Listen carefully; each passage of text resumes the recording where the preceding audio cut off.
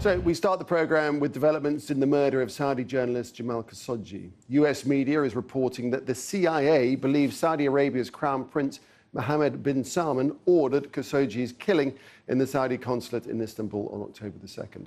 The findings contradict the Saudi government's claims that its de facto leader was not involved. The Saudi embassy in Washington rejects the accusation made by the US intelligence service. President Donald Trump has now been briefed on the situation by the CIA and his Secretary of State, but is yet to comment on it. While speaking earlier, before he'd been briefed, Trump stressed the importance of US-Saudi relations. We also have a great ally in Saudi Arabia. They give us a lot of jobs, they give us a lot of business, a lot of economic development. They have been a truly spectacular ally in terms of jobs and economic development. And I also take that, I'm president, I have to take a lot of things into consideration.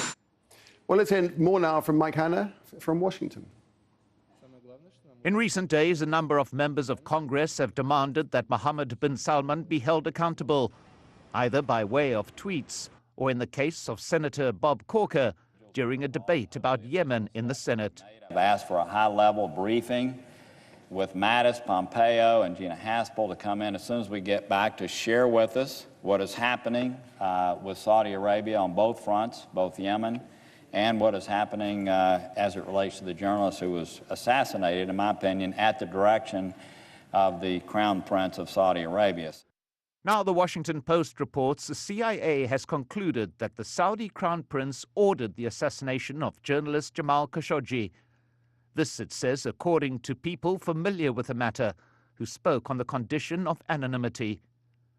The report says, in reaching its conclusions, the CIA examined multiple sources of intelligence, including a phone call that the Crown Prince's brother, an ambassador to the US, had with the journalist before his murder. Khalid bin Salman was quick to deny the allegation, saying on Twitter, "I never talked to him by phone and certainly never suggested he go to Turkey for any reason. I ask the US government to release any information regarding this claim."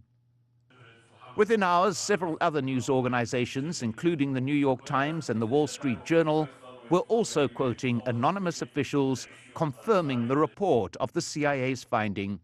Although it is very important, it's very significant that what the Washington Post, the New York Times, CNBC, and other outlets over the past 3 hours have reported that the CIA internal assessment now is pointing its fingers at Mohammed bin Salman as having ordered this operation. This has never happened before. The CIA probably will not comment on this kind of report. However, the Washington Post wouldn't report this unless they were accurately reporting what they believe the CIA said, which is a slight nuance.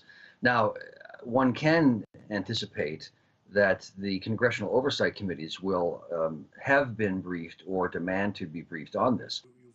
The reports alleging Mohammed bin Salman's involvement are likely to fuel even further congressional demands that punitive measures be taken against the Crown Prince and his government. The question is whether the president would be prepared to back away from his stated reluctance to take action against the Saudi government and its leaders. Mike Hanna, Al Jazeera, Washington. Well, let's go live now to Rosalind Jordan in Washington, D.C. And Ros, so the president has now been briefed. Any response from him? Are we anticipating anything? Well, the president did not speak to reporters when he landed in Northern California to take a look at the wildfires that have been devastating homes and acreage out on the West Coast. But his spokesperson, Sarah Sanders, did tell reporters that there would be some sort of statement about the briefing and about the CIA's findings coming from the State Department at some point on Saturday afternoon, perhaps Saturday evening. So we are now waiting for that statement. We do know from Sarah Sanders that the president spoke not just to the CIA director, Gina Haspel, but that he also spoke to Secretary of State Mike Pompeo while he was flying to the West Coast on Saturday. And Ros, what does this whole story tell us about Donald Trump's relationship with the CIA?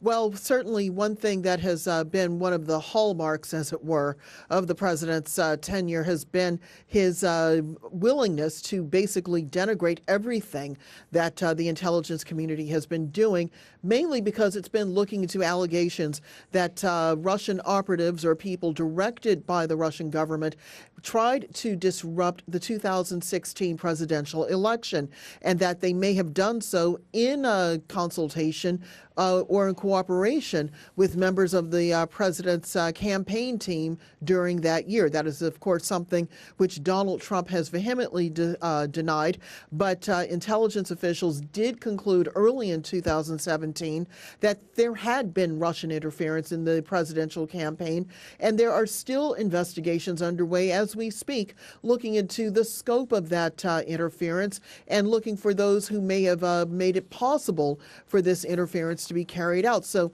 the president has never looked favorably at the intelligence community because it has raised questions about the integrity and the authoritativeness of his election in 2016.